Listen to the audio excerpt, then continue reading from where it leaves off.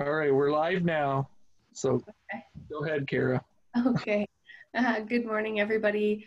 Welcome to another week of Woodall's Campground Management's Fireside Chats. My name is Kara Brodegam.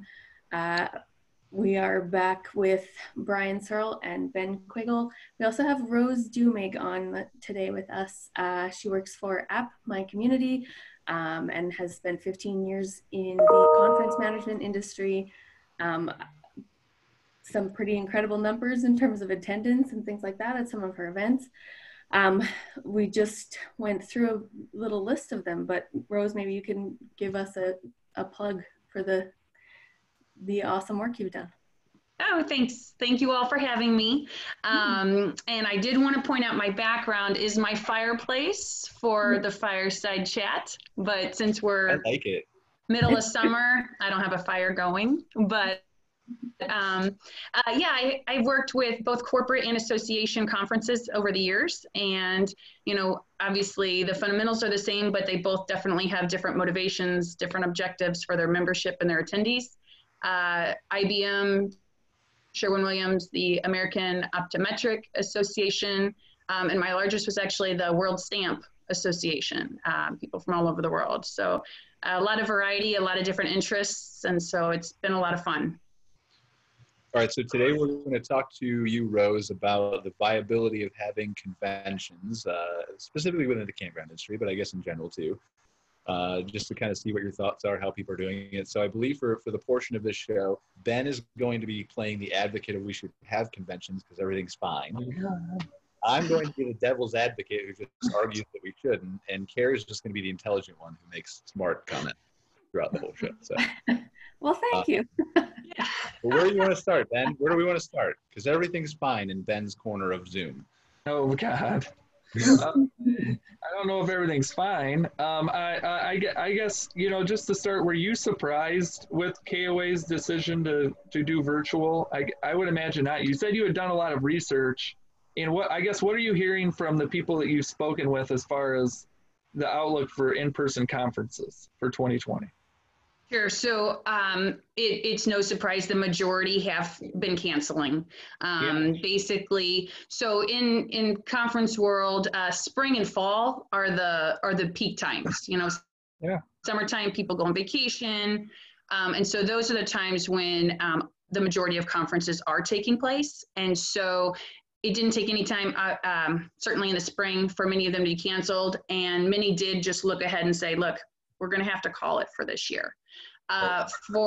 We do still have a few months before the fall ones. And so you do have a group that says, look, this is obviously for associations in particularly, this is our main revenue source. So we're going to have to wait and see. These are local ordinances are changing daily. And, here's our cancellation clauses in our contract. But besides like the financial implications, what would our members want? And so there's so many different things to look at. And so many are going to be kind of holding back, waiting and seeing. But for one the size of KOA, it wasn't a surprise because now they're going to focus on creating that experience. But it will be, I think we're going to see a lull for a little bit, and then we're going to see a whole nother batch of decisions coming out, And I think you mentioned a good point too, is, so you mentioned the contracts. So a lot of these places have contracts where they basically have to wait until a certain point or an ordinance comes out to where they can't host the conference, because if they do it too early, then they get no money, or they don't get as much back, I guess, or I don't know what that looks like. Right. So typically, it's kind of like a tiered system. So if you cancel it, 6 months out, this would be the repercussions, or 3 months out, and then you get to 30 days. And so that's pretty typical standard contract verbiage. But then you've got COVID. And so all of the implications of that, well, like I said, your local and state ordinances are constantly evolving. So Illinois is in phase 4 right now, but they just started that on Friday, but that doesn't mean we have a timeline for phase 5. And conventions or groups over 50 people will be in phase 5. And so that is also part of the big waiting game. So do you have a sense of how these companies with existing contracts that are tiered like that are approaching the situation? I mean, let's say right now, large gatherings are banned. Are they then able to cancel it right now, or are they forced to wait and see? So depending on their timeline. So if they're in the 45 or whatever, a lot of companies and conferences are saying, look, if there's a local ordinance that says you cannot travel, like if I can't travel to you, I'm going to get 100% of my refund. You know, everybody's being really flexible, really accommodating. The hotels are being extremely accommodating because, you know, they want to be a good partner and a good business as well. Right. Corporate groups typically book very short term. You know, they're going to book something in 3 months, within 3 months, or, you know, they're huge conferences. They'll plan a year in advance. But associations, obviously, their one annual meeting, that's their big chance for revenue, touch points with their members. And so associations can be booked out as far as 10 years, you know, depending on their rotation, because some will do West Coast, Midwest, East, and they'll just do that rotation to accommodate their membership. And so, you know, for those that are canceling, then they're trying to work with that particular city. Okay, let's see how we can fit you back in the rotation. And so they're trying to work together in that, but certainly nobody wants to push anybody in a corner. Right. And I think it's interesting with so some of these associations, I would think, are getting pretty close to the deadline as far as when they can start looking at the virtual conferences. Like, you know, a virtual conference isn't something you can just put together in a few days or a couple of weeks, especially at the size they want to do it, I imagine. Well, so I want to talk about that then. I want to get into like what a virtual conference might look like, but I really want to like dive into Rose's expertise first, if that's okay with you, specific to like, let's pretend that we're going to have conferences first. Yeah. Then let's see what her suggestions are for actually deploying one of those successfully. Okay, so if I'm going to have a physical in-person conference. Right. So let's say, I mean, obviously Arvik hasn't canceled yet, so let's use Arvik as the example. And they're going to have their convention in November. What does that potentially look like from an attendee and Arvik standpoint? And can you pull it off? Okay. Safely?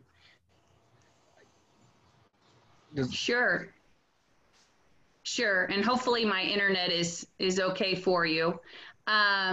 So definitely. So MGM in Las Vegas, for example, and quite a few hotels have released like their 7-point plans. And a big part of that, because they rely so heavily on conference business, you know, how a meeting is going to take place is a big part of that.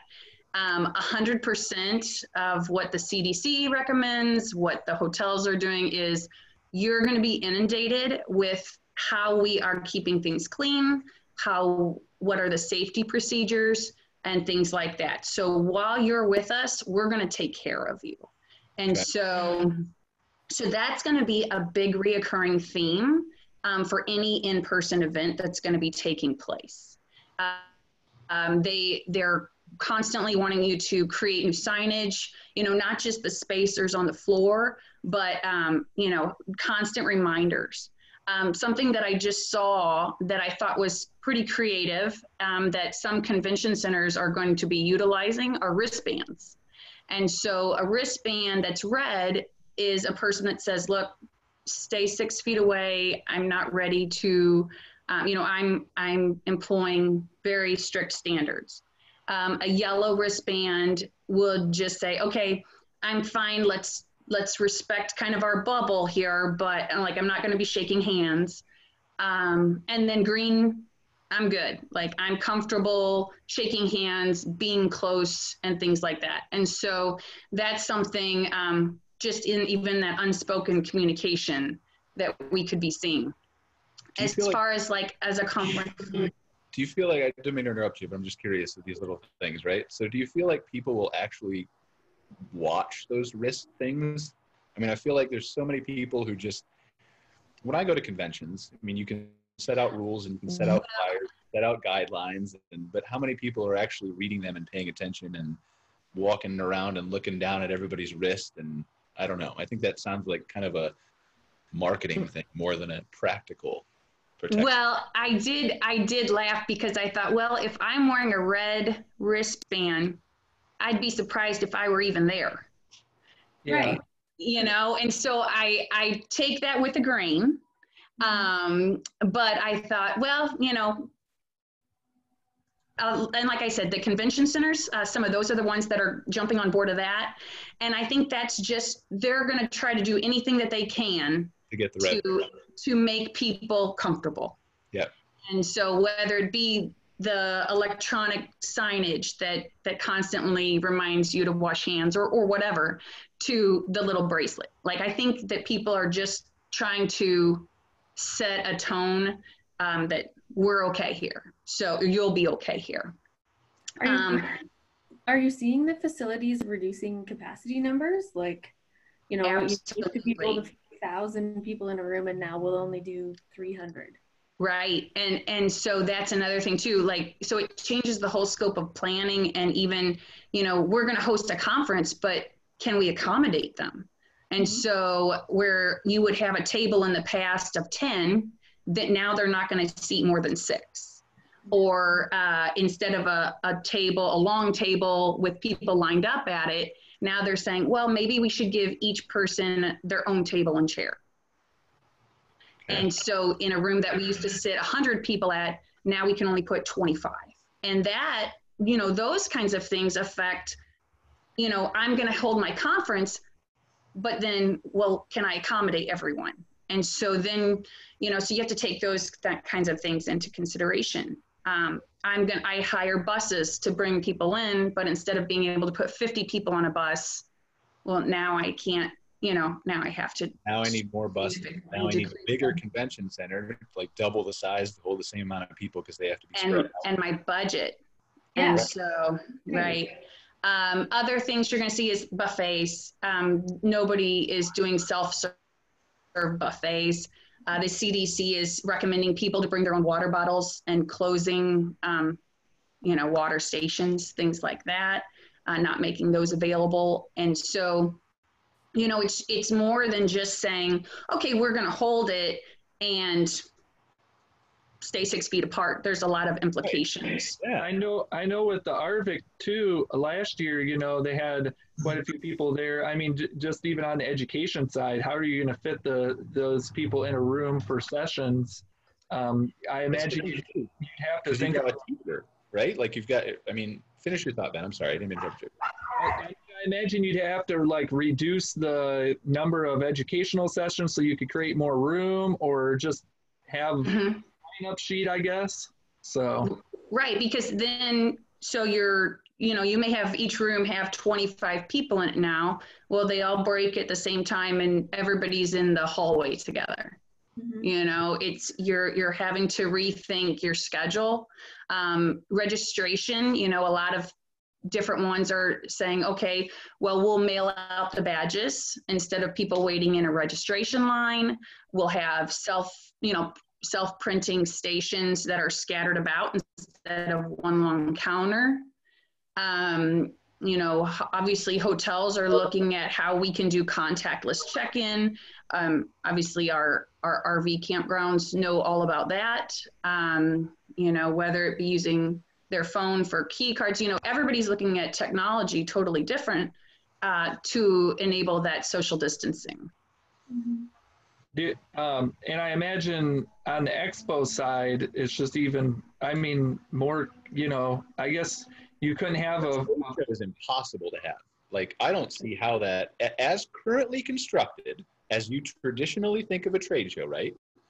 I don't see how that's possible to happen, because what is the benefit to me? And I'm a vendor, right? Well, What's yeah, the that's benefit of me setting up a table and not being able to get within 6 feet of somebody, because I'm only going, to be perfectly clear, to handshake and eye contact with somebody. That's it. Yes. Absolutely. And that's the thing too, because, you know, there's a lot of discussion on what that looks like. right? And so there were ideas of, okay, well, instead of 10 by 10 booths, let's give them 10 by 20 booths so that we can stand 6 feet apart and have conversations, but you're still we shout at each other, and then like it causes the projectile virus to well, velocity is higher if we're yelling, right? Right. Well, and you have things like traffic. Well, everybody having to walk in the same direction, and exactly bathrooms and food facilities and concessions and all of those things. With picking up brochures and giveaways and touching tables and. Yeah, the logistical management of it is so overwhelmingly, it's a monumental task on top of running an expo to begin with. I mean, it's right. I don't think exactly work as currently constructed. I'm not saying that we won't solve the problem and figure it out, but I don't think it's going to be this year for anybody. Like yes, there's going to be trade shows that happen. There are going to be people who come, all that kind of stuff. But if you legitimately want to have a long-term solution, as long as we have this virus, what we have now and doesn't work anymore. Somebody's going to have to reimagine some new solution, and it might be better than what we have now. Who knows? But it's going to require out-of-the-box thinking. Right. And that's, on the optimistic silver lining side, that's what everybody's saying as well. You know what? We've always done it this way.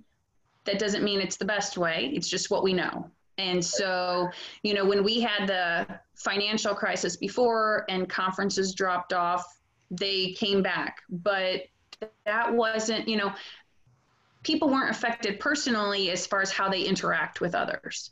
This is a different story. And so this is making now planners look outside the box and say, okay, well, let's throw out ideas and say a 10 by 20. Well, that sounds great, but I am not good about even remembering in a grocery store to look which way I'm supposed to be going through the aisles. Right. And so when I am in a community space where my intent is to socialize and network and get to know my vendors, if I see one I want to talk to, oh, I'm going. And that's the same point I made about the wristbands and people paying attention to that, right? And so then the flip side is you've got 10 by 20 booths. Okay, now you can fit half as many vendors in as you could before. So now you have to get a bigger building and more buses and less revenue. Well, but then on the flip side of that too, we need to think about how a virtual trade show looks. And I might be skipping ahead, but we're sitting there waiting now in a virtual trade show for them to come to us. And it's not like you can reach out and grab somebody as they walk by. And so, yes, I don't know the answer of what the trade show is going to look like in the future, but when you're weighing, do we have the show? Do we not? Not only am I looking at my attendees, but I also want to make sure that I'm getting the input from my vendors. And I know Arvik has sent out a number of surveys, because obviously the survey they sent in May, and I think they sent 2 in June, it's constantly evolving. And so you're trying to gauge everyone's comfort level. And we're not even saying the elephant in the room. The elephant in the room is, let's say you logistically figure all this stuff out, right? Somehow you figure it out in your budget to do all the social distancing, and you figured out the trade show and all that kind of stuff. You're still not dealing with the elephant in the room, which is half the people don't care about anything that you're doing, at least down here. And they're not going to look at wristbands, and they're not going to care about social distancing, and they don't care. And you can't control those people. Yeah, you also have the logistical requirements of managing, potential conflict and stuff that just was never part of the world before. Right. Well, imagine the fights would stay away from me, and screaming at each other. And that, even with the wristband, you're going to end up having all the red wristbands hanging out together and the yellow wristbands, right? They spread out. Yeah. Well, the red wristband shouldn't be hanging out with anyone, right? They should all just be by themselves. But I guess, like what Brian was saying, even if you figured all this out, what's the quality of the show look like? So let's say you do that, you bring people in, they come, vendors they come. but what's the quality look like? People can't really talk with each other, or maybe they aren't interacting in the way they have in the past. And, I guess I just wondering if the quality is worth it, and obviously I don't think you're going to draw as many people. Even if you hold the conference, I just don't think as many people are traveling. No. Well, you're going to have to charge higher admission rates because your capacity numbers are going to be down, and you're going to need to recapture some dollars there. So more vendors too. Yeah, you can only let so many people in the door, and they have to pay more money to get in.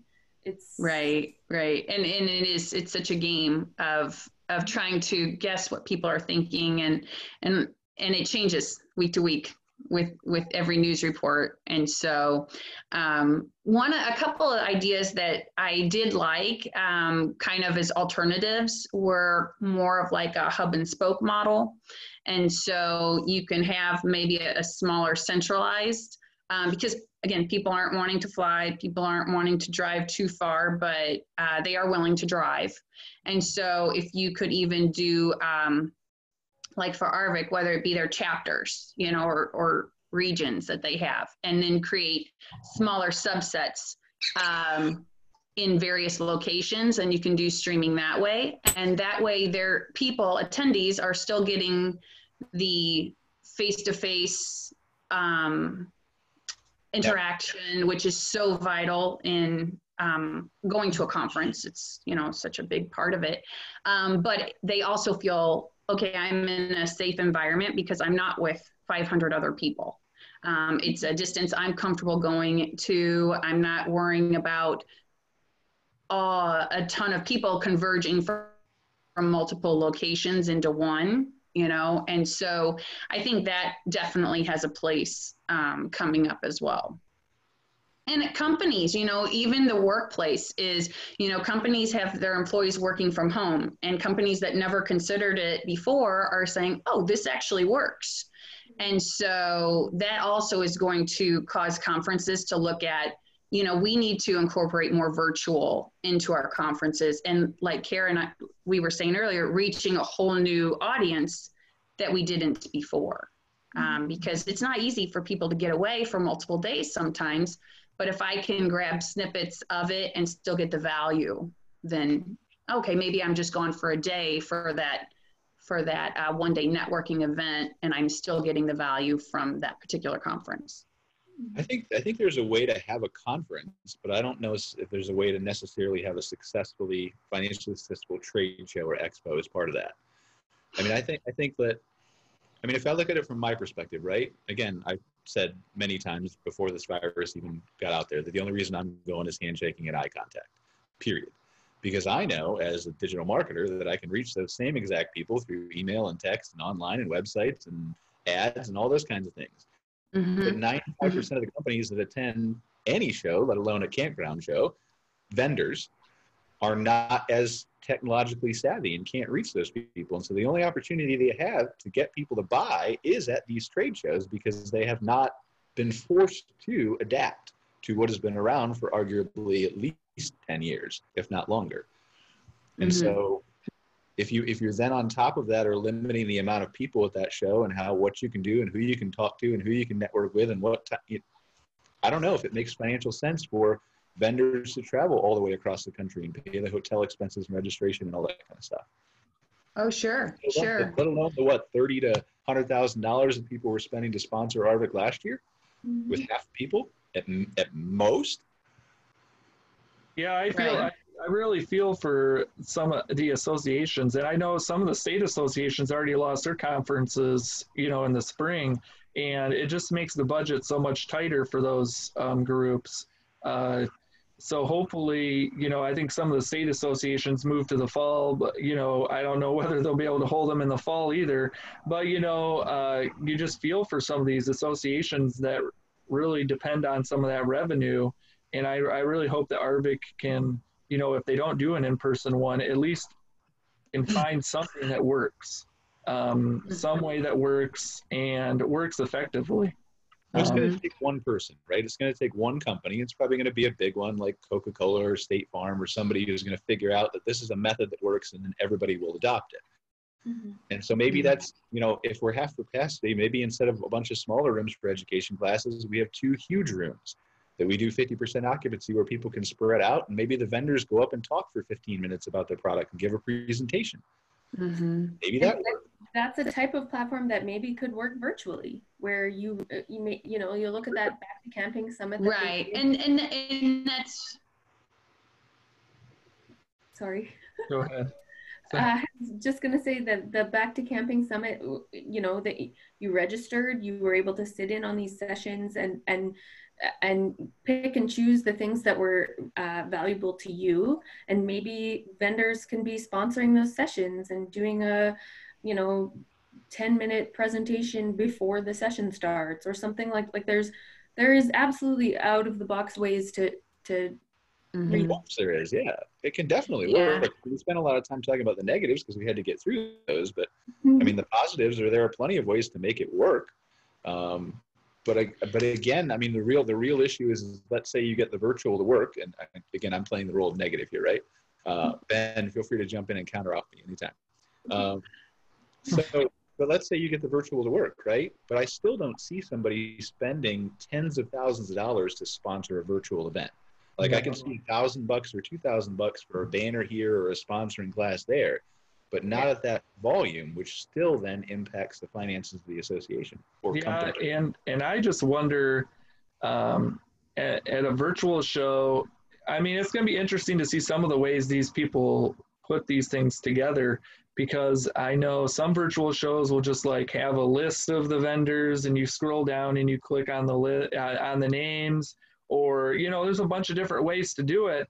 And some ways, I just think, you know, you wonder if the vendors really will see the value in it, because, you know, the way it's set up, some of these vendors just may not be seen a lot.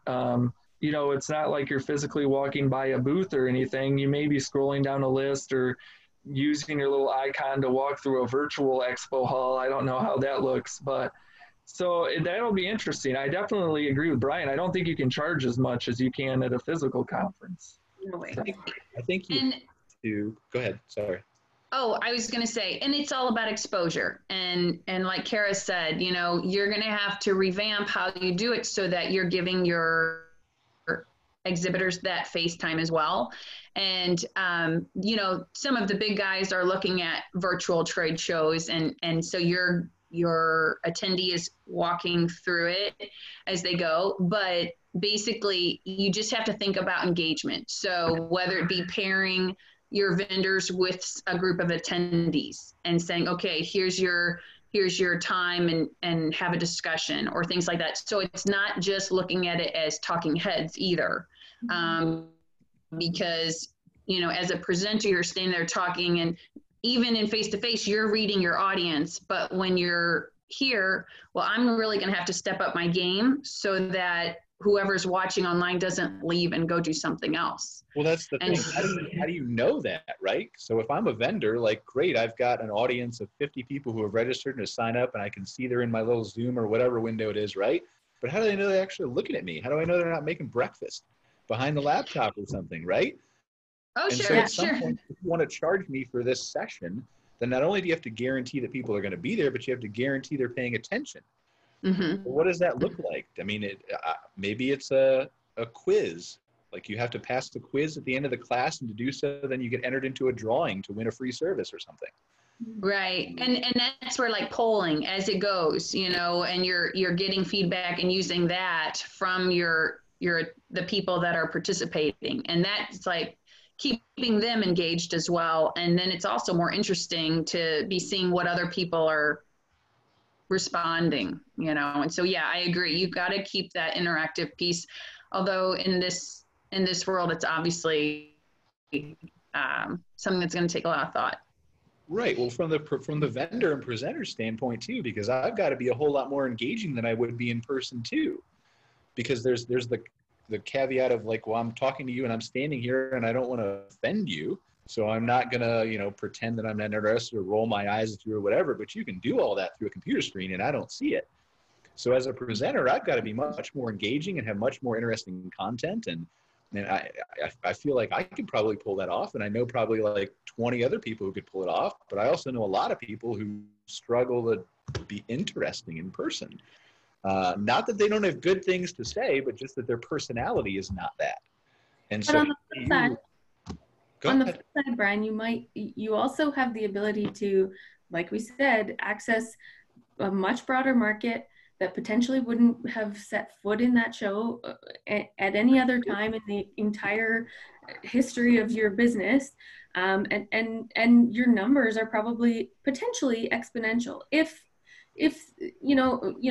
days are early now, but 5 years from now, if this is a thing, your shows, your conferences might be attended 5 times what they used to be in person, because they're accessible. You can, over those 5 years, maybe prove that you're delivering some really valuable content. And maybe we're going to see a hybrid thing where conferences will be in person, but also live broadcast. So you could virtually attend a conference if you want. And I think those things are positive sides of it. Your audience is going to be much broader, probably. Very good point. Yeah, I think you're 100% right, and I'm glad you brought it up, because there are, I tend to get off into these things, right? Talking because I'm playing an advocate person, but you're right. There is a potential to reach a huge amount of an audience that never would come before. I mean, I know we have a lot of clients who have never been to a KOA convention or an RVIT convention because they don't want to spend the money to not only attend, but to travel and book hotels and do all that. And so you're right. As long as you can not guarantee me, but give me a high degree of confidence that they're paying attention to what I'm saying at the time they're supposed to be listening to me, then yeah, there's a huge benefit for it. Absolutely. Well, and there's opportunity there too. There's opportunity there too to break away from your traditional model, and it's not going to be potentially 8 to 5 sessions with breaks in between, but maybe elongating over a couple weeks. Because the hybrid is the keyword right now in the meetings world. We want to be able to do face-to-face, but also let's look at our virtual side. And maybe this is the time to do that. And so maybe we're going to say, all right, we're going to have 2 concentrated days in person, but we're going to have highlight a speaker a week or a panel a week or something. So you're elongating that presence. And again, just making it more flexible for people to participate. That's a really good point, because the reason conferences in most cases are condensed is so you have to spend less on hotels and travel and eating out and dining and expenses. And so if you're virtual, you're right. You can spread that out more and have maybe even more in-depth, useful content than you could in a 30-minute or an hour-long class. The problem I have with virtual conferences, and maybe this is just me personally, but it's very easy to get distracted. And I've sat in some virtual conferences where they have a half hour, 45-minute sessions, and I just don't feel like I get the value out of that as much as maybe in person.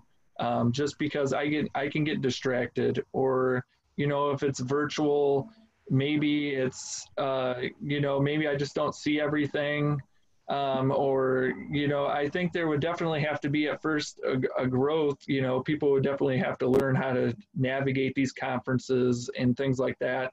And I just don't know. I know for me personally, it's hard to focus. So. No, you're right, and that's part of what I was saying is my job then as the vendor to figure out a way to make it interesting and to keep your attention. That's on me. But I also think there's always going to be some portion of the population who prefers that in-person experience, like Ben does. Always will. Totally. The guy who's going to get on a plane and go to the conference if he's interested in it. He's willing to bear that risk and put up those dollars. And the beauty of the hybrid is you can then access the Bens and maybe the folks that don't want to get on a plane or don't have the 5 days to take off or whatever. Absolutely. We're social creatures. And so, over the years, when you've got the down, it comes back stronger than ever. And I think even with this, we've been at home for months, working from home. And so anytime now that we're starting to branch out, I'm really happy to see a lot of people, and so I think it's just gonna stem from there. And so next year, hopefully, it's just gonna surge back. We were everything was going well. Conferences were seeing great numbers. People were getting out. People were traveling, and so people were there. And now 2020, we're gonna take a step back, but it just makes people realize that much more. Okay, I want to get out with people. I want to have that interaction. So let's look at, I'm curious about hybrid conferences for a second. Again, just playing devil's advocate here, right? So let's say we have let's just say we're going to have the virus in November, whatever. There's no reason to think we won't in some capacity somewhere.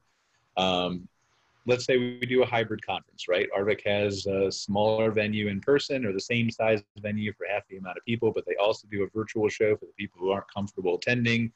How do states handle that? Like, how do you, like, let's say I'm a person who dismisses the risk of the virus, or it's being held in a state where there's not a big outbreak now or whatever. How does that work with, let's look at like New York and New Jersey's 14-day quarantines in the states from people who are like, how does that work with people traveling and going back? I don't know how states react to something like that, or communities react. You know what I'm saying? Oh, right. I think it depends on the area. I know here I have friends who work in oil and gas industry down in Texas. And so they're in the States, they're essential services. So they're in the States for 20 days at a time and then home for 20. But on both ends, he has to quarantine for 14. Okay. So he can go to work when he's in Texas and things are fine, but he can't go anywhere else for the first 14 days he's there. Then he's free for 6 days, and then he comes home and he has to quarantine again. And he was visited by the local police here in our town when somebody anonymously said they saw him out and about. So obviously some areas are taking it quite seriously, but I don't think all will. But, and I mean, I'm sure that comes down to the ability for, enforcement and stuff to bear anonymous. Well, and I was going to say that exactly the responsibility, the conference can even say, look, we're going to have it open and call out specific states. Look, and it's communication, right? So we're going to say, okay, if you're from these states, you must be aware that by attending our conference, the onus is on you to practice quarantine. Like it's just their responsibility to do the communication, right. But people are going to make the decisions that they make. But for their liability and their coverage, they have to communicate. Yeah, there's no way to enforce this stuff. Even New York and New Jersey's thing, there's no way to, on a scale, actually enforce that. Not the way they're doing now. I think long term, if you really want to get it under control, you're going to have to use either a mandatory app or some kind of like a wristband that tracks where people are going if you really, really, really want to quarantine and enforce it. I don't know if there's ever an appetite for that in this country. Not That's the only way that you can, otherwise it's just a feel-good thing. Well, and right. I think, with time, we're going to start seeing things like herd immunity and stuff really helping in the ability to kind of reduce numbers of infected and things like that. And hopefully, that will continue to improve. Not to say, who knows what's going to happen. I'm no scientist. Oh. But, you're playing the role of intelligence here, so you're bringing up very good points. So. Well, yeah, a year from now, hopefully we'll have had enough recovered and things like that. We won't be seeing the same kinds of surges in numbers and those kinds of things because so many of us will have antibodies and all those things by then. Regardless of that, all of that, it's long term. Hopefully, we'll have strategic planning in place so that these conferences and expos, RV shows, all that stuff can start reopening, even if it's in a mitigated way. But I agree. I think air travel and things like that are going to be impacted for a long time. Mm-hmm. So how does it work from a liability standpoint, Rose? So let's say I'm Arvik and I'm having a conference, and obviously I can have people sign waivers, and to a certain extent, it's only my responsibility to, like you said, inform people, and then it's their job, whatever they do after or before or whatever. You know, I can have somebody say I haven't shown symptoms, but I don't know that they're lying to me or not. But how do you enforce it on the ground? Like if you're saying I mean, for one, first of all, is the convention center or the group liable when they go to one of these things? Let's start there. So it would be the group, right? Okay. But it's also, that's why the CDC and those different organizations are saying over communicate. And so as long as the processes are in place and you've said, okay, you are taking the responsibility when you come here, right? And so that's where cleanliness standards, even to in Las Vegas, and I know a lot of the different hotels are looking at their HVAC systems, you know, and the air circulation. And so if I have the tools in place and the processes in place, and I'm saying, look, we've got this here, we're practicing it, and you are assuming the risk when you come here, then especially in a case like this, they're not going to be held liable. So what then does Arvik then play the role of police? Like, do they have to enforce social distancing, or you get kicked out of the conference, or how? Well, so yeah, there's training for kicked out, I guess it's that would be their call, but you know, we've got, you'd have to be training your staff. So okay, there's step processes that have been like basically training kits developed for various groups, and it says, okay, this is what we're going to do to hold the conference. So we have our signage, we have our marks on the floor, this, that, and the other. If a case is discovered, these are the steps that we're going to take. Contact the local health authorities and the, you know, be in communication with the property and what steps they have, because they obviously have protocol as well. And so if they're following each of the individual paths of protocol, then they're addressing it to the measures that they have assured you they will. So right. And so what happens if they're there at the conference and they've given, you know, we've established that they're liable, the group is liable, right, to a certain extent. If they're not following following the protocol that they've assured the guests. So they're saying, okay, but I don't know what repercussions are going to come back on the group. I don't think anybody knows. Like, we're all speculating, right? But that's a concern, right? If I'm telling you as an attendee that we're going to enforce social distancing, but then I get there and all the green bands are not socially distanced, does that make me liable? I don't know. Well, is there a point when the venue can actually step in and say, you guys aren't following the rules, you have to leave, or your conference is done? I was going to say, I think facilities are going to start right. Because then you can. I think we lost Rose for a second. She'll be back.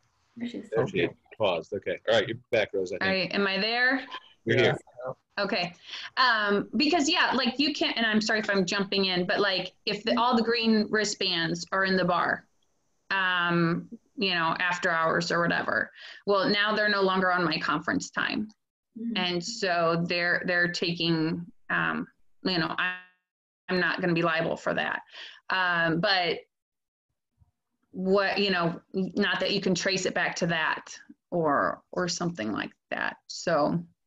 Well, you could be able to, truthfully. Like so I invest in the stock market, and I've been looking at some of these companies. There are companies that do like the home monitoring that have contract tracing. There's a company that has been using software to track your Bluetooth and GPS on your phone, and they can actually present a whole office suite to indoor people to track anonymously, but where people have been. So if somebody gets sick, they tell them this is me and then they can see everybody in every point of place they came into contact with, so they can go clean.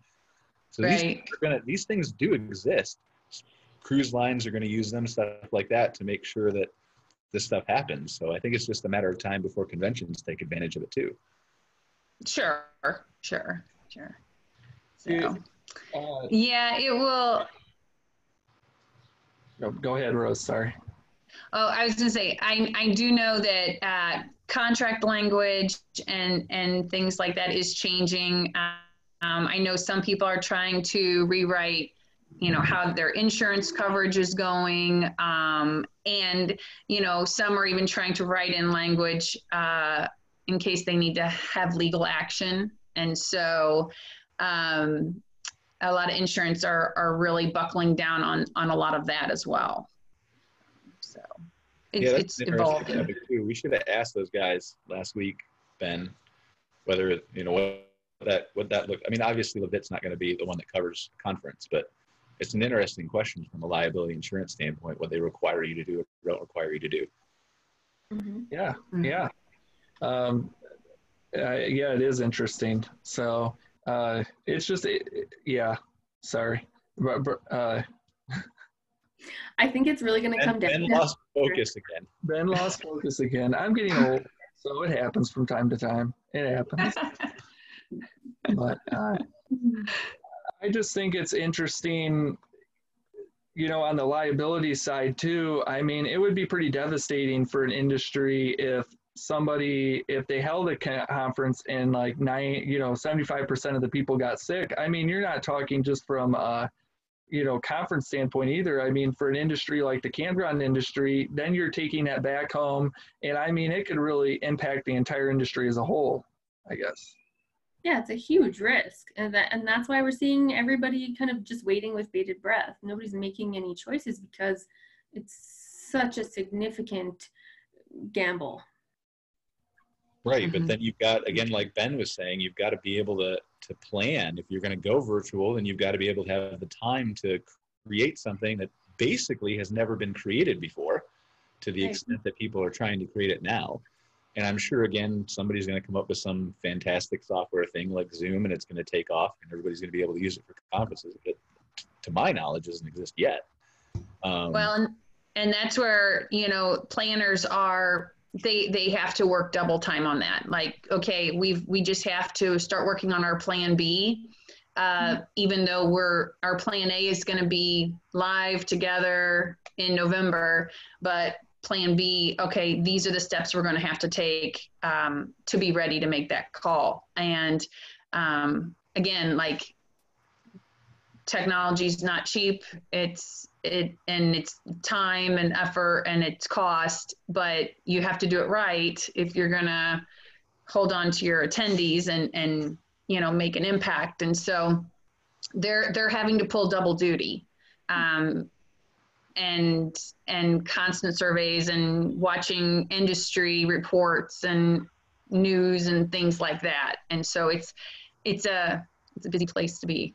Which is, go ahead, Kara. Sorry. I was just going to say, so we've seen a couple of the Back to Camping Summit, and then now we're seeing KOA.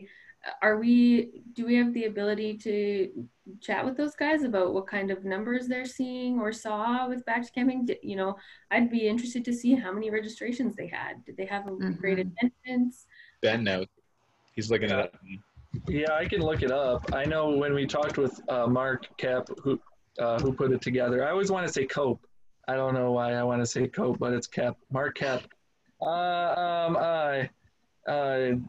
I forget how many owners he had. He had a pretty decent attendance, and I mean, he put his together in 4 weeks. I just don't see a group like Arvik or obviously KOA. I don't see them, putting something together like that in 4 weeks, kind of like Mark did. And here's the thing too. I mean, Mark did a good job from what I've heard, right? Yeah. He had good attendees, all that kind of stuff. But to the best, and I didn't go to it, so somebody can correct me if they did here. But to the best of my knowledge, it was basically a website with sessions and chat and all that kind of stuff. It wasn't a true software platform that actually enabled a virtual conference, right? Well, I don't know. I'm not going to speak about it because I just don't know. The number of virtual conferences I've been to is pretty slim. So I can't really speak to the fact as to whatever you're talking about. But, I was at the Back to Camping Summit, and they had, virtual booths. They kind of had an expo page where you had a kind of a list of different levels of vendors that were there. You had your gold or platinum at the top, silver, bronze were near the bottom of the page. And then obviously you had different session rooms with kind of like a YouTube looking video at the top for the session. And then you had an area for chat, and they had a bunch of areas where you could go, like chat rooms kind of, where you could go in and talk with people.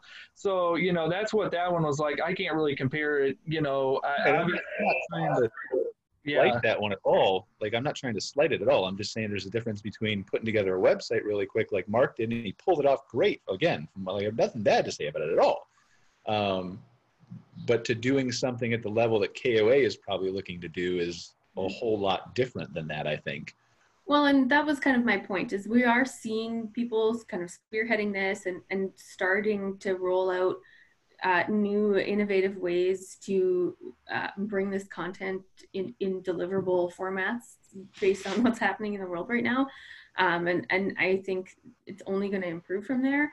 And maybe those are the, you know, maybe Mark is the guy to talk to and help Arvik or whoever spearhead really getting, or maybe he's one of the guys. Maybe there's a team that can, you know, really innovatively pull it off. Well, I know.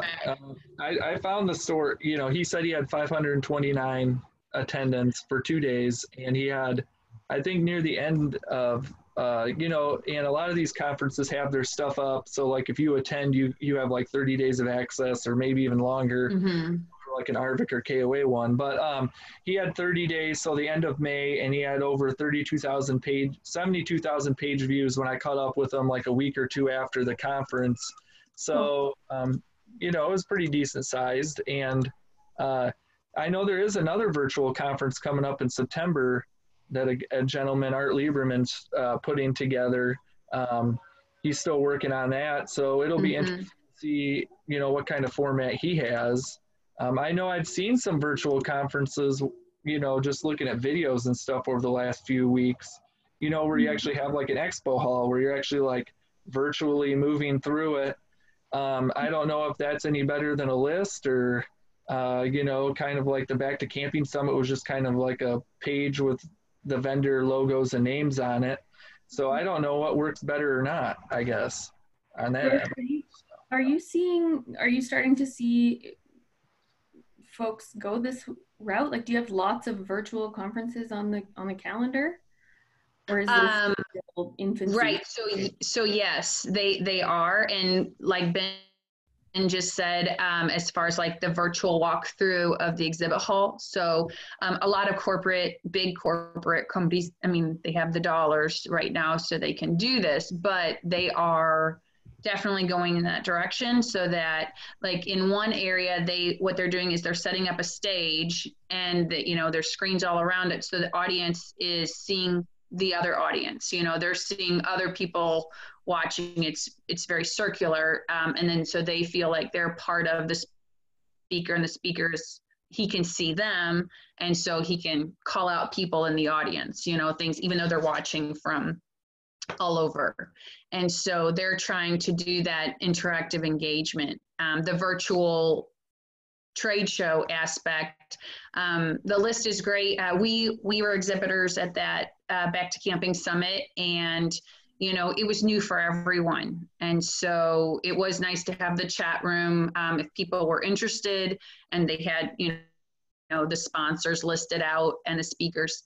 But again, taking it to a more interactive level is going to drive it home. And then also, like I said, elongating it. And so, you know, part of when you go to a conference, you get all the teasers beforehand, you know, building the excitement. And so getting people excited and ready to come. And then you have the arrival experience and the registration. And so all of that is emotional as well as, you know, useful.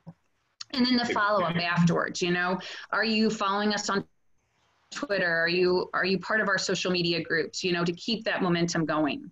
And so the virtual has a lot of opportunity to keep that going, because it's all about the brand and what is the association or the brand doing for me year round, and not just at that one time.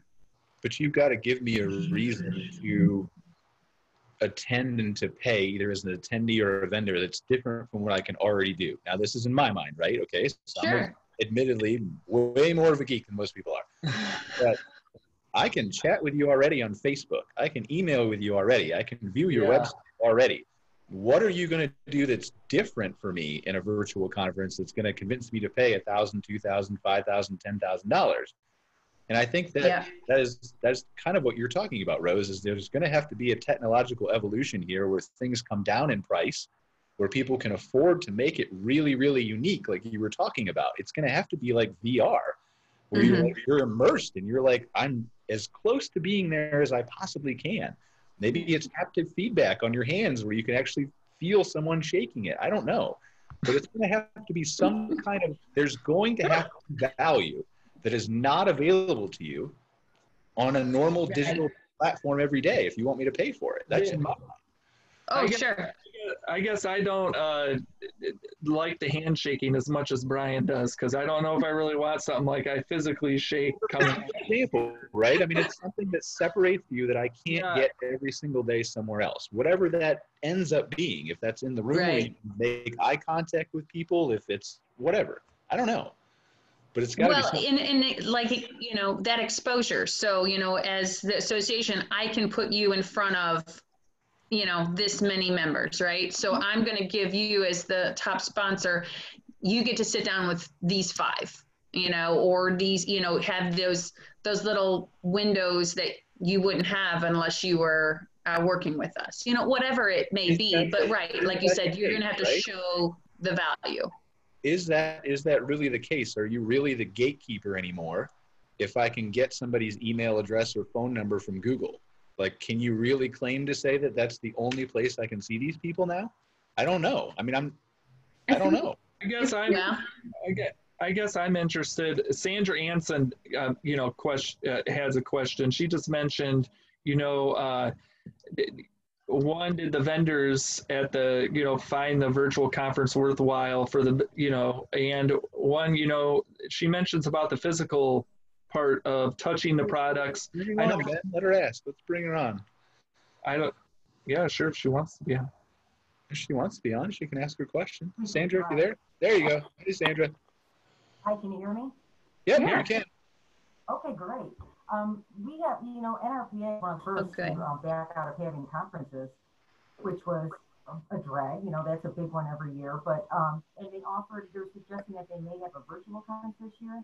And I don't think we're going to go. Honestly, I don't think we're going to participate in that. You know, first off, it's an expensive show. And for us to apply all that money for a booth to a virtual conference really doesn't seem worthwhile to me. And being that we have, you know, site furniture and park amenities, you know, being in front of people so that they can actually see your product and know what makes a difference is highly important to us. So I'm not seeing value in a virtual conference, even if we have one-on-ones. We can chat with them on our website all day long. It's a really good point, Sandra, because we're thinking about, like, I'm thinking about it from my point where all my products are digital, right? Same thing with Rose and Joe at my community. Ben, I don't know what Ben does every day, but he's got something.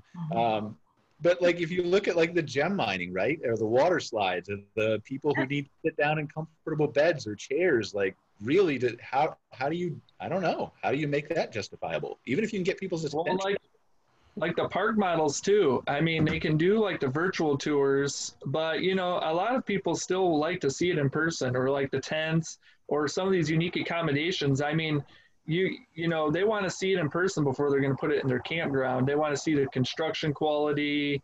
They want to talk to the people to gauge, you know, whether this is a company they want to work with and invest that level of money in. So I don't, yeah, I mean, you're right. You can do VR or AR or whatever tours, but that doesn't, again, replace the construction quality and all that kind of stuff. Yeah, and that physical, tangible connection to an item is right. It's impossible almost to replicate that any other way.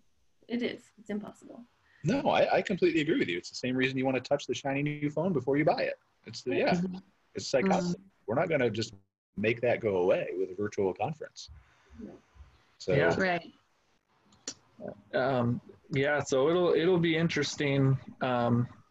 I guess I like the idea of the hybrid, like what we were talking about before, where you give people the option. I think it's really a neat idea, and I've always wondered why conferences don't do it more already. Why you don't video these sessions live, for the people who aren't attending, and offer it at maybe a discounted price for people who can attend, or you're an association, so try to come up with ways to do that stuff for your members.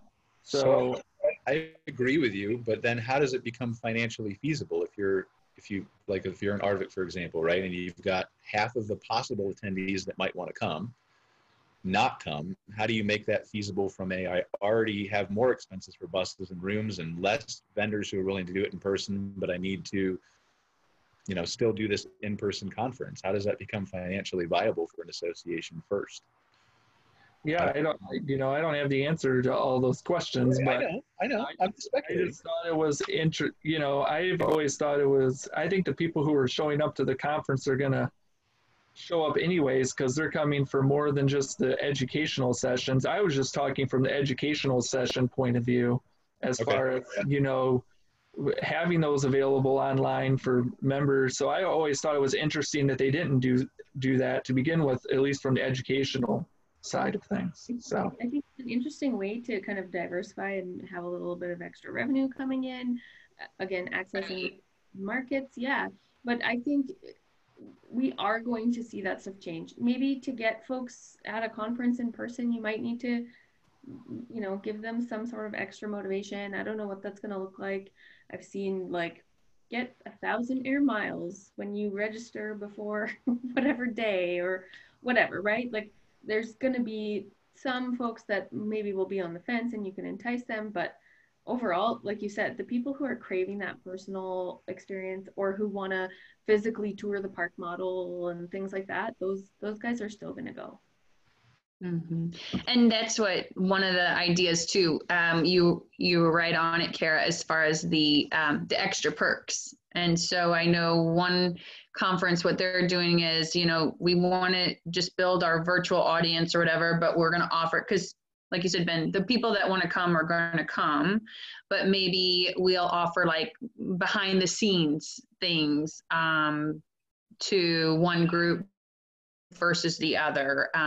And if you want access to these sessions or maybe a la carte them, okay, I pay this dollar amount and it could be an additional revenue source for your association to be offering sessions out there that people would be coming, but I'll pay for that education.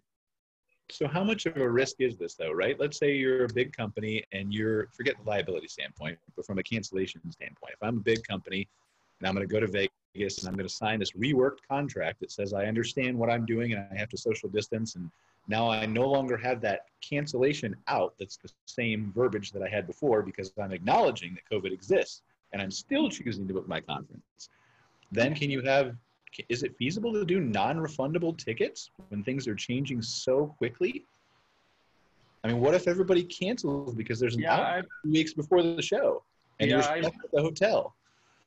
Yeah, I've seen some non-refundable stuff, and just from a personal standpoint, I'm not touching anything that says non-refundable right now. Yeah, it's right, and that's the group knowing their audience. Okay, you have to know your membership and who's coming, and before you can make those decisions. But absolutely, then it's, if I'm going to say non-refundable and then there's an outbreak or whatever, then and I think that's a very hard line there. Oh yeah, it's a surefire way to piss off all your members, I can tell you that.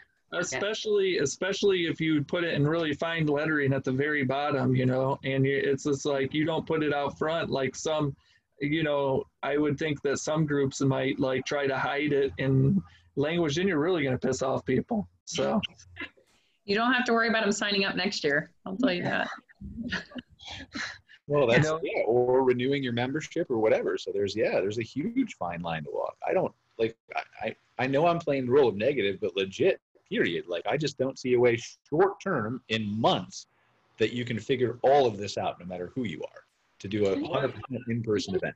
Even just pricing the registrations is going to be a fine line to walk, because even if you're, you know, maybe waiting it out, you don't know what your capacity numbers have to look like yet. You don't know like food, your beverages, your, all that stuff. How can you price a ticket for an event when none of those parameters are figured out ahead of time? It's right. I can't wrap my brain around it.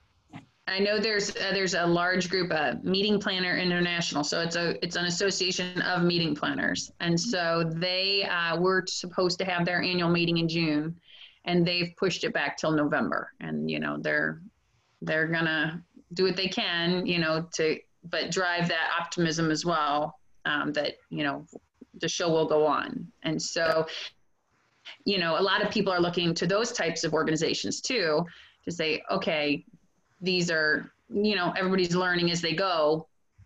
So let's see how this goes. And so it'll be interesting to see come September, October, what that looks like. What, I guess, boy, I'm having one of those minutes where my brain is trying to forget what I wanted to ask. I guess on the vendor side, what responsibility do the vendors have as far as engaging with these associations and trying to help come up with something that works for them? I know there is a vendor representative for ARVIC, and I guess is there a way where maybe ARVIC or KOA and the vendors come together and they try to map out something for the future? Of course. Oh, I think that's a great way to go. And I know a lot of suppliers and in our industry, you know, in the RV industry, have stepped up with different tools for them that ARVIC is promoting. Ryan, I know you all have, and I know in my conference world, they're the ones kind of leading the charge in a lot of ways. You know, they're bringing together, they'll have forums of their biggest clients or whatever, and say, okay, let's work together on this, even though in normal life we might be competitors, but let's work together on this because we all have to figure this out. So I think there's great opportunity there. I think if you're going to do a hybrid conference, I think the way to do it, if you're a national organization like ARVIC, is to do these smaller, like I think Ben was saying earlier, these smaller in-person, you know, here's Colorado, we're going to group Colorado together, we're going to group Missouri together, we're going to group Illinois together, whatever, wherever there's an ARVIC affiliated, you know, thing, or if not, really, like you don't even need an ARVIC affiliate state, right? They could just have one in every state. You don't have to travel as much. But then you have a room there where you can socially distance more effectively. It costs less. The state associations can go in with it. Maybe the local vendors can do it. And I think maybe that's the only logistical way that a hybrid conference can work financially as they stand right now, that I can imagine anyway, that I, like Kara was saying, that I can wrap my head around, right? And then figure out how you do technology. I mean, for crying out loud, like what, 15 years ago, we saw CNN using holograms during the presidential election. Mm-hmm. So the technology has to exist, right? Why can't I be a vendor and have my hologram be at every single meeting across the country when I'm talking to people? Because they don't. Yeah, some of that is that, you know, they have to have the technology too. So not every school in the country has the ability to well, I'm aware of that, but I'm just saying, I mean, if it happened 15 years ago, the technology exists and obviously has been improved on since then, and probably that means the cost has come down somewhat too.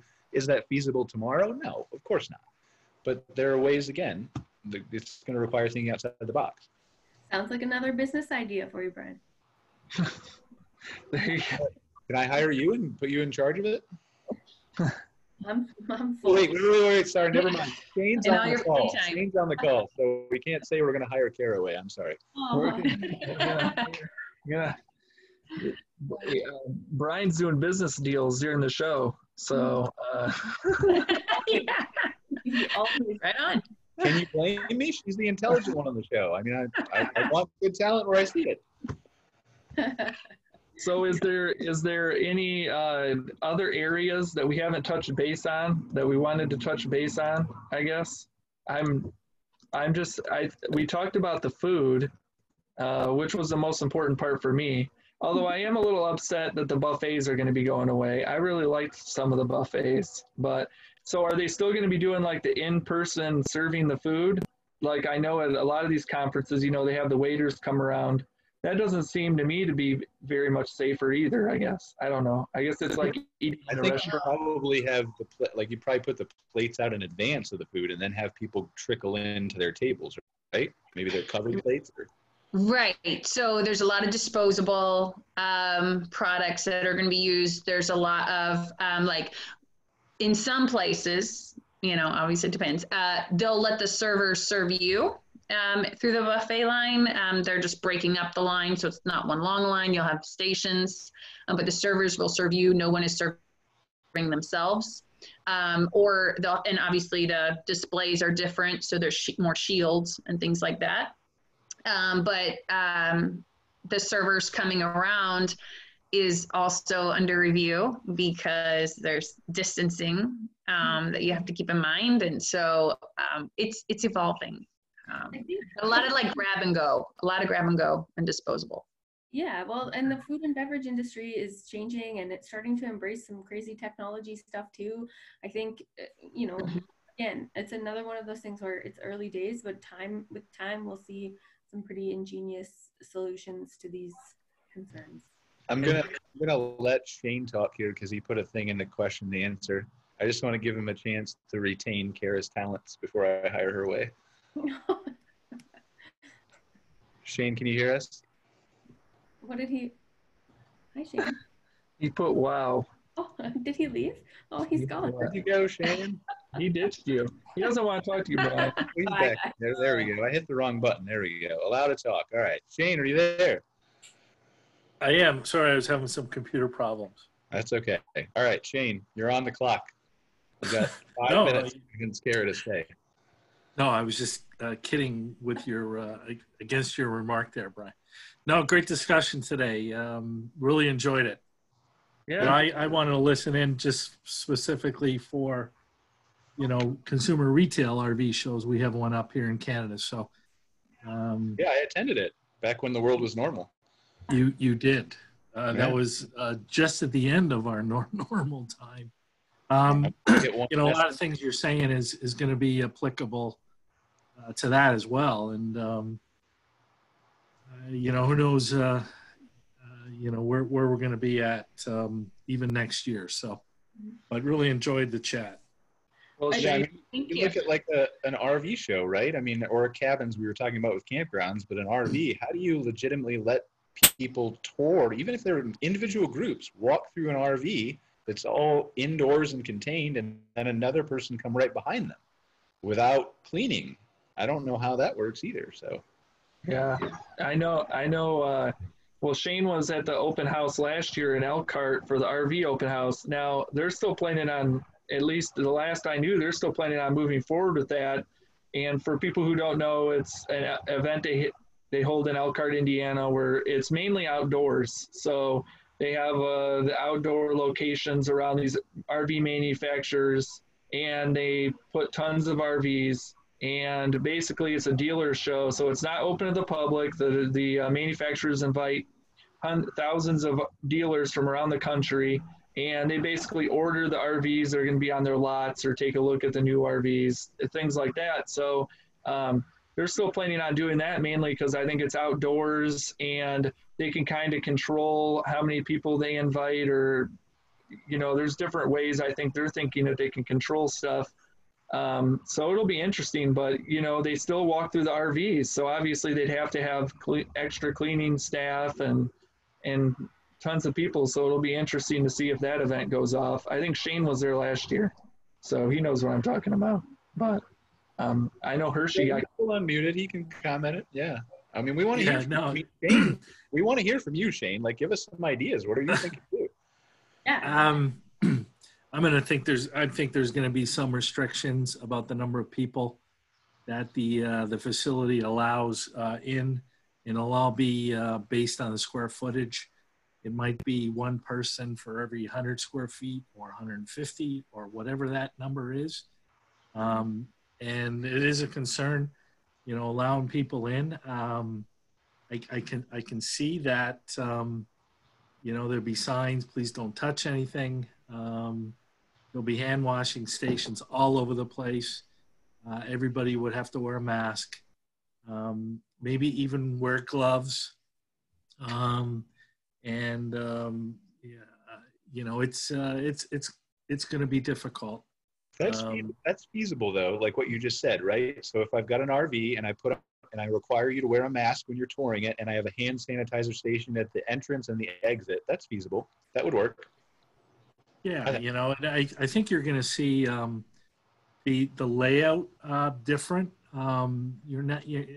It's probably not going to be good to have aisles that go both ways. I think you'll have to see aisles almost like the yellow brick road. Everybody follows one way, and then there'll be another aisle for the way back, maybe on the outside or something. I think people are going to have to be creative on how you set up these shows.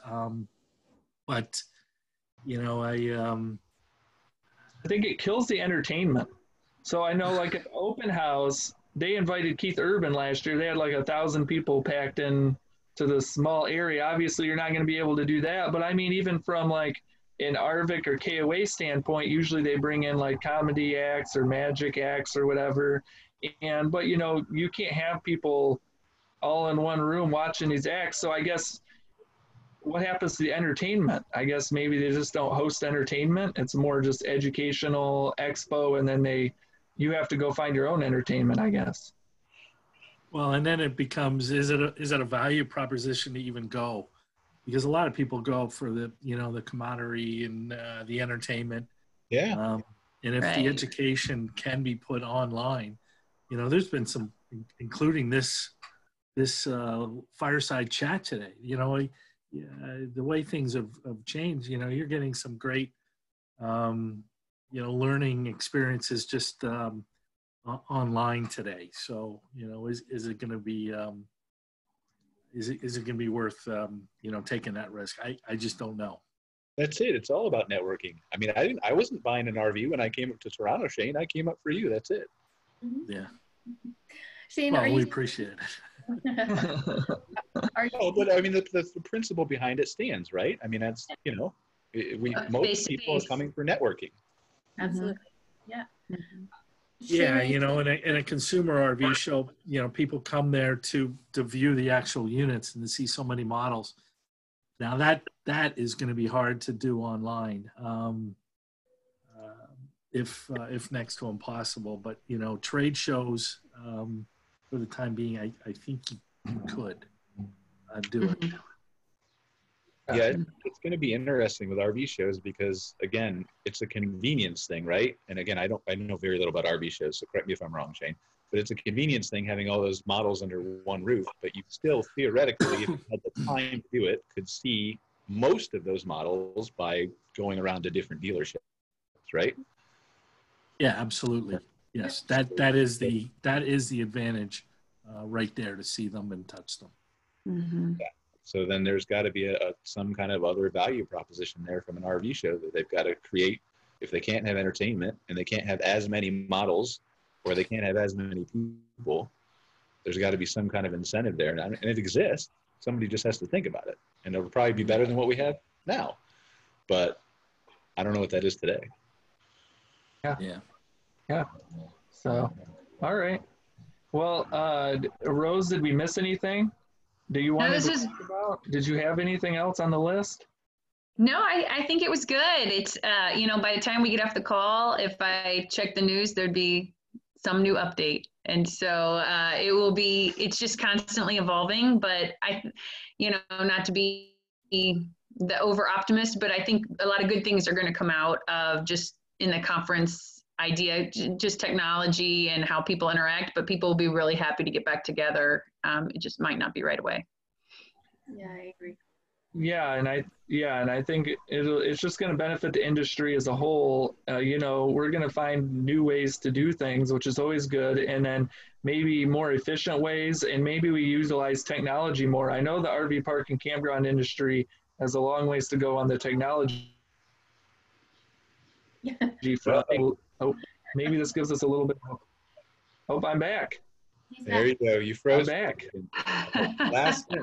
Last sentence. Repeat it. What do you say? Yeah, just RV park and campground industry is really slow on the technology front at times, and maybe this will just give us an extra boost to get maybe back, boost forward, I guess. So that and say, I don't know of another industry that's so malleable and adaptable. And I've been saying for a long time, it's really uniquely positioned in this environment to have some really great positives that we're already seeing. So hopefully the technology component adding on top of all of that is going to just really be great for the industry as a whole. Yeah, I think there's a potential to reach more people with the educational stuff and some different things. This way, instead of the 900 people who show up for a conference, maybe Arvik, can reach the, couple thousand people that can't come and give them more value for the membership. Not that there's not enough value already, but, just add more things to the membership and maybe turn it into an extra revenue source too. Not make millions, but just an extra revenue source. So, in the end, it's going to take leaders to step forward within the industry, both from the vendor side and the association side and the campground owner side. And it's going to take these people creating new ideas and new thought processes, new ways of thinking that are going to create what's going to come next and what's going to be successful for everybody involved. And I don't know who those people are, but they've got to step up at some point, and we've got to figure this out together. Yeah, and I'm looking forward. KOA already indicated that they're going to have like a swag bag full of stuff that they're going to like ship to people. So I'm really interested how far that goes. Maybe we get these really fancy ones like the Oscars have, where we're getting like designer products and everything. And don't set crazy precedents yet. Right. Expectation and reality. Well, I think that was good for this week. Brian, unless you wanted to add anything else, or Kara or Rose. Yeah, thank you all. Yeah, I think we covered everything. It's really a pleasure having you on, Rose. Really added some great insights and things that we hadn't thought about before. Kara gave us some things to think about too that I hadn't thought about before. So, and no, I think it was a good show. Yeah, good. Yeah. Thanks so very much. It was fun. I don't think Winston barked the whole time, Brian, your dog. Usually he... Winston? Who's Winston? Oh, what's your dog's name again? I was trying to give it a better refined name. Winston? It doesn't even start with W. It doesn't? And well, it's also a boy's name. Oh my God. Can I end this thing? Do I have the power to do it? Just cut everybody in.